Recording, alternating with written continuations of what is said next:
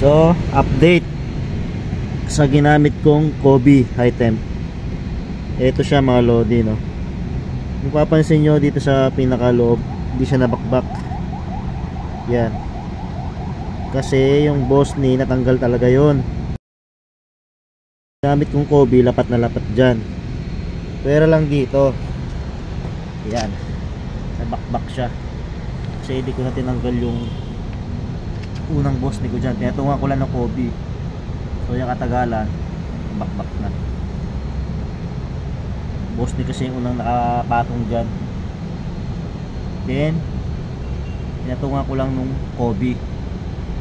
Yan, kita naman sa video nung una kong ginawa.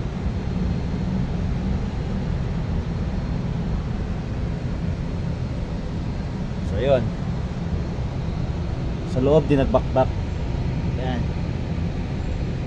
Yan sa part na yan, sobrang init niyan. Kobe yan.